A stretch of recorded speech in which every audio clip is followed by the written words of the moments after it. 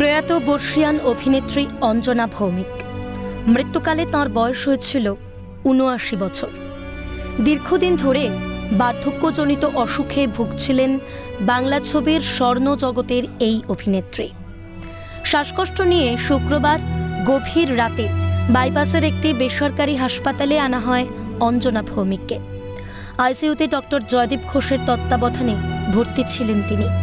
শনিবার সকালে শেষ নিঃশ্বাস ত্যাগ করেন অভিনেত্রী। অঞ্জনা ভৌমিকের বড় মেয়ে নীলাঞ্জনা সেনগুপ্ত এবং জামাই যিশু সেনগুপ্তও উপস্থিত ছিলেন হাসপাতালে। মাত্র ২০ বছর বয়সে সিনেমার দুনিয়ায় পা রেখেছিলেন অঞ্জনা ভৌমিক। ৬০ থেকে ৮০ দশকের বাংলা ইন্ডাস্ট্রিতে সুন্দরী অভিনেত্রী হিসেবে বেশ নামডাক ছিল তার। সিনেমার পর্দায় মহানায়ক উত্তম কুমারের সঙ্গেও তার রসায়ন ছিল জমজমাট। চৌরঙ্গী, রৌদ্রছায়া, মহাশ্বেতা ছবিতে অঞ্জনা ভৌমিকের অভিনয় নজর কেড়েছে দর্শকদের। পরবর্তীতে যদিও বহু বছর অভিনয় দুনিয়া থেকে নিজেকে সরিয়ে নিয়েছিলেন অঞ্জনা ভৌমিক, তবুও বাংলার দর্শক তাঁকে মনে রেখেছেন।